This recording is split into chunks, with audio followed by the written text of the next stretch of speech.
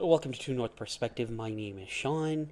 In today's video, we're going to be looking at a very critical update, an update that involves this current situation in Palestine, with the ongoing war between Iran and Israel. I didn't want us to lose focus of the second major issue, which is the Palestinians suffering at the hands of the Zionists, at the hands of Israel. The situation continues to be dire. They were promised aid and they are not receiving it. The situation has become very critical. The other day, they were in complete outage, no electricity, no internet, no water, no food. They were in complete darkness, and then just today, earlier, the power was restored, and Israel has now downgraded their attack level-wise, has downgraded their priority, I should say, not attack, but priority for Palestine to 2, and Iran is number 1 right now. So you can see here that, Israel is now involved in conflicts with Iran, with Palestine, with Yemen, with Syria, and we continue to questions ourselves. Well, who's the warmongering country? Who is the terrorist state? Who is the threat? And this is obvious. Iran again has not waged a war in 200 years. Okay. They've been quietly operating. They've been minding their own business. Yes, they were enriching uranium.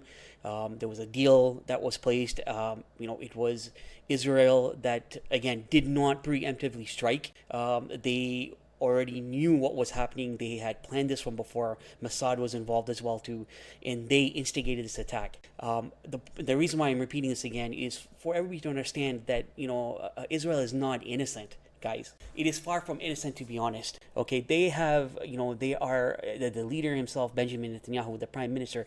He's a war criminal. He's got blood on his hands. And look at the coward. Look at the coward. He ignites a war, with multiple countries, and now he's actually taken off and disappeared, and he's actually hiding somewhere in Greece in a bunker. What kind of leader does that, right? Meanwhile, the leader of Iran, the supreme leader of Iran, Ayatollah Khamenei, is still there. He's still in Iran. He's still in Tehran. That tells you, right? And without diverging into that topic too much, let's focus on Palestine and Israel. And again, as I mentioned to you, the situation is very dire. Let's take a look at an article that was published just recently, and it'll give you a bird's eye view of exactly what is happening in there. You have to feel sorry for them because they are continuing to get pummeled. They are getting rocked. There is no food. They're dying of starvation, of medical injuries. It is just absolutely devastating there. And so this is again an article published by independent media. It's called Independent, and they are again a very reliable and factual resource. And so here's the article. I'll read it out to you very quickly. Israel strikes on Gaza, kills at least 16 as war rages on after the opening of a new front with Iran. And let's go down here and let me read this out to you very quickly. At least 16 Palestinians were killed in Israeli strikes on the Gaza Strip overnight and into Saturday, according to local health officials. The 20-month war with Hamas has raged on, even as Israel's opened a new front with heavy strikes on Iran that sparked retaliatory drone and missile attacks. Another 11 Palestinians were killed overnight near food distribution points run by Israel and U.S.-supported humanitarian group in the latest of almost daily shootings near the site since they opened last month.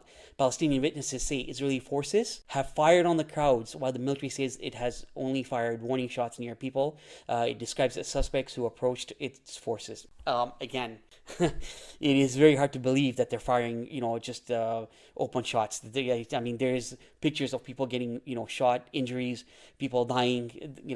They are tricking people. This is pure evil. You call people, you arrange through the, GHO that, hey, come over here. We're going to look after you. We're going to give you aid. You allow minimal aid in, and then you open fire on them. And you're opening fire on mostly women and children. How cruel do you have to be? How evil do you have to be? How low do you have to get to do this? Let's continue on with the article. The military did not immediately respond to a request for a comment on the latest shootings. The sites are located in military zones. Well, come on. No kidding, right? Military zones that are off limits to independent media. The Gaza Humanitarian Foundation, a private contractor that operates the GHF, which is I think I said GHO, my mistake, but it's GHF, a private contractor that operates the sites, said they were closed Saturday.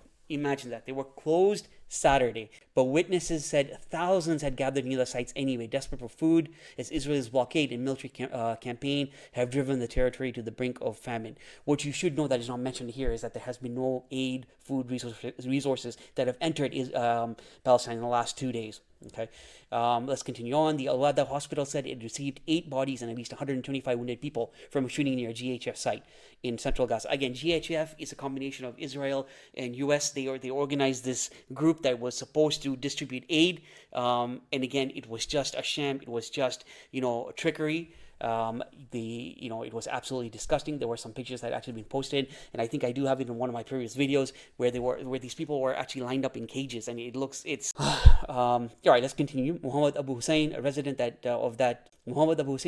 of the built-up Baruji refugee camp nearby, said Israel forces opened fire toward the crowd about a kilometer, half a mile from the food distribution point. He said he saw several people fall to the ground as thousands ran away. In the southern city of Khan Yunis, the Nasser hospital said it received 16 dead, including 5 women, from multiple Israeli strikes late Friday and early Saturday. It said another 3 men were killed near 2 GHF aid sites in the southernmost city of Rafah, now a mostly inhabited military zone. Israel and the United States say this new system is intended to replace a UN-run network that has distributed aid across Gaza through 20 months of war. They accuse Hamas of siphoning off the aid and reselling it to fund it to militant its militant activities. Now, I'm going to stop there for a second, and let me tell you that is not true. I will cover that in another video because it is a bit of a long, there's a lot of details involved, but I'll tell you right now, there was a source that had reported, and it was actually, fact check, that Israel was hiring militant groups to come in and rob these, the groups that were getting aid, right? And they were stealing it, and it was actually set up by Israel. Okay, so it wasn't Hamas doing it. And, I will make a separate video on that so you guys know exactly what's going on. And again, it's completely fact-checked. So again, Israel is just throwing dirt for no reason. This is complete, it's complete lies.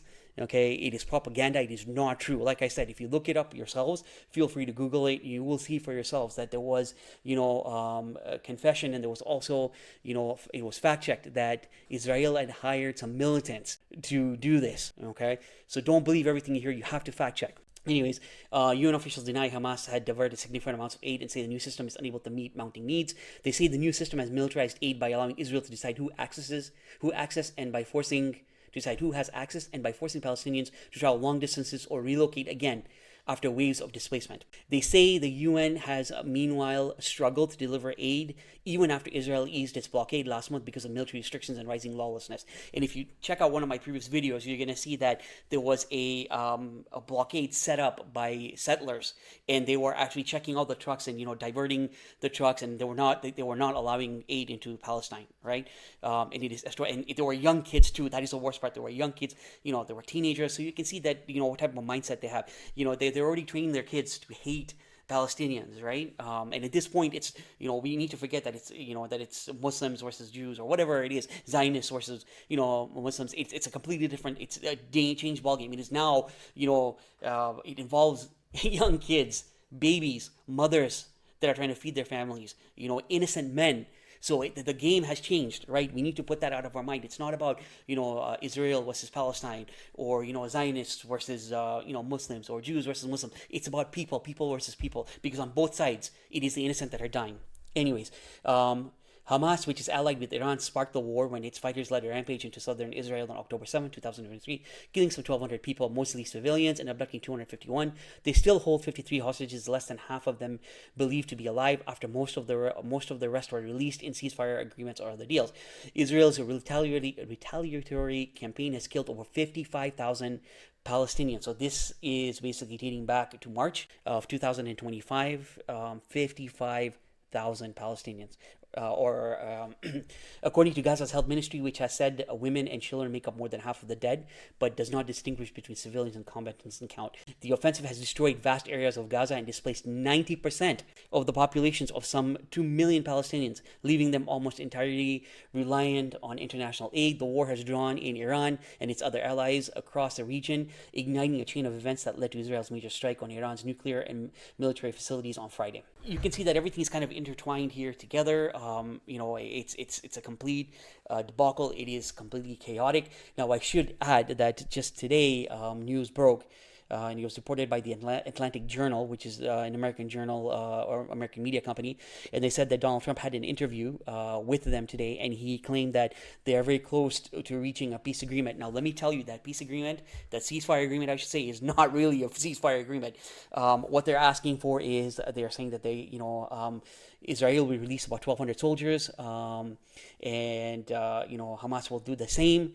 There will be a 60-day ceasefire, but this is the caveat. They are planning, or what they want is to displace 1.8 to 2 million Palestinians to either Egypt, Jordan, or whichever Muslim countries kind of willing to take them. And then they are going to basically demolish entire Gaza, West Bank, and build a resort over it, real estate. And again, I'm not going to mince my words here. I can tell you right off the bat that to Donald Trump, all of this here, this devastation is all for real estate land. Okay, and this is what I'm telling you is factual. You can check it out. Take a look. The interview was published today. Okay, and again, it's called Atlantic Journal. I just gave you some basic facts, but it is worth the read. I don't want to take up too much time because the video will be way too long if I go ahead and read that article to you. But that's what it is. Okay, what Israel and what U.S. are doing is they're basically putting a curtain in front of our eyes and showing us what they want to show. But right now, as of today, let me tell you, again, fact check that the instigator, Israel, is the aggressor. Okay, they have devastated Palestine. They continue to devastate Yemen. Okay, just today they took out the Houthis general as well too, which I haven't covered yet, which I will cover in a future video. Okay, they attacked Yemen. They have also devastated a lot of nuclear sites in Iran.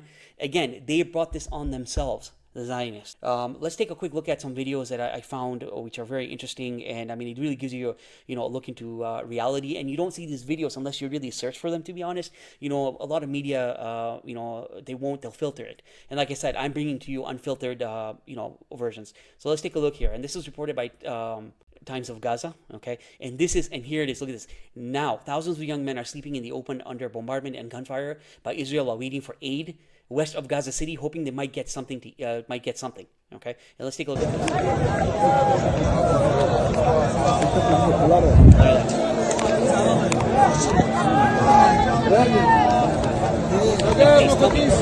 Watching this video, see anybody Hamas here has a rifle in their hands?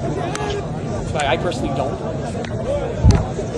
Let's go down a little bit further here. Look at this here. Okay, this is how Israel distributes aid to Palestinians in Gaza, by firing at them. And this is only 3 hours old. Take a look.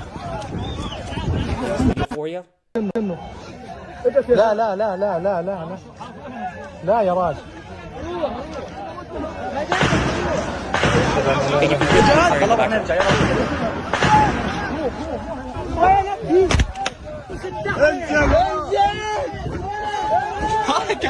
All right, and look at this here. Israel is detonating entire residential buildings in Khan Yunis, Gaza. And take a look at this. And mind you, all of this happened today, guys. Everything happened today.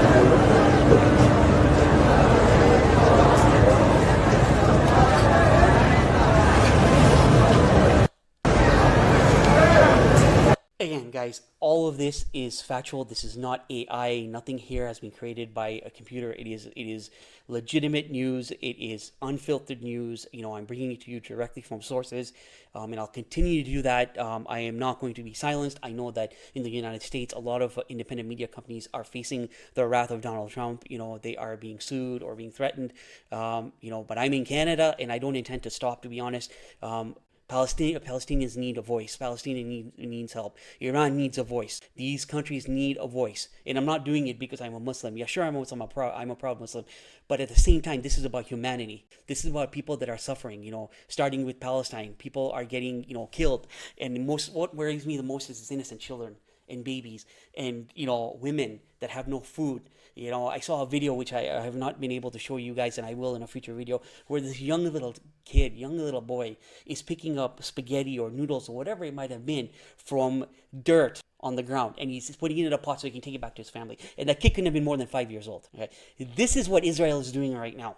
All right. So, I'm sorry. Again, I'm not going to mince my words. I'm sorry. If you have people out there that are feeling sorry for, Israel. Hey, sure. Yeah, it is sad to see, the innocent civilians dying in Israel too. But the fact is, Benjamin Netanyahu brought this on them, and that coward has run away.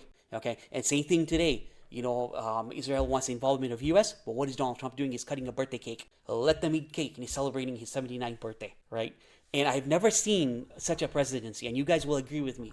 You will definitely agree with me that in 5 months, there has never been a president that has sowed so much chaos. So much chaos. Just think about it. As soon as he came in, the war between Ukraine and Russia escalated. Things in Palestine got even worse. He lied about ceasefires. He lied about stopping the war in 24 hours, right? He was also a liar about reaching a deal with Iran and Israel. And again, he was the guy that destroyed that agreement that Obama had signed. Okay, he's involved in a war with Yemen as well too. Right? Pete Hegseth fired a bunch of bombs into Yemen, right? And again, I am not defending the Houthis, right? But what the Houthis wanted in those simple terms, they said, hey, listen, you know what? You stop the blockade, let aid go in, we're going to stop firing. That's all they wanted, okay? Again, I'm not going to mince my words. I'm telling you guys openly, this whole entire situation, okay, the aggressor, the antagonist here is Israel, and they have brought this upon themselves. It is an unfortunate situation, right? But this gives them a taste of their own medicine, because look at what they've done in Gaza. Look at the kids dying there of hunger, of bullet wounds. They've been confirmed reports, and I will show you that at some point. It is quite graphic, where IDF forces are literally shooting kids in the chest and the head. And if you don't speak up right now and we don't stop this, it's just going to continue until Gaza and Palestine is completely devastated and there's nothing left. And this is just not a piece of real estate. This is the home of 1.8 to 2.3 million Palestinians, guys. It's their home. It is not Donald Trump's golf resort or Benjamin Netanyahu's playground. It's not that. So we need to speak up. All right, whether you're at home and you're posting tweets, or you're making your relatives aware of what is going on, or you're writing letters to your member of parliament or to governors, we all need to come together, unite, and stop this. It doesn't matter whether you're a Muslim, whether you're a Hindu, whether you're Jewish. This is not about religion. This is about people and humanity. Food, water, okay, hospital, medical aid is basic human rights, and this is just absolutely ridiculous. This is evil. This is beyond evil. And like I said, I'm going to continue to speak, whether you like it or not, whether people get mad at me. This is my point of view. This is my stance. Okay, I am in support of freeing Palestine. I am in support of making sure that they get their land back, and they also deserve some peace in their life. That's generally what it is. Everybody deserves peace. Live and let live. But unfortunately, our world is not like that right now. We have a bunch of tyrants that are sitting, and ruling over their countries, and it is completely turned chaotic. Anyways, guys, I really appreciate you tuning into the videos and watching them, and I'm sorry this one kind of got a little bit longer than I expected, but please don't forget to like, share, subscribe, and please leave a comment. I would really appreciate that. Liking the video, sharing the video, and comments will help the algorithm. It'll help me reach millions of people. Let's try and get to 10,000 subscribers as soon as possible. Like I said, that eventually once I'm starting to once I am monetized and I am getting some income coming in from my social media platforms, 50% will go to people in need, including people in our own communities. So once again, I plead with you guys, don't forget to like, share, subscribe, or reach out to me if you have any questions. If I've said something that's factually not correct, feel free to put it out in the comments, and I'll see you in the next video.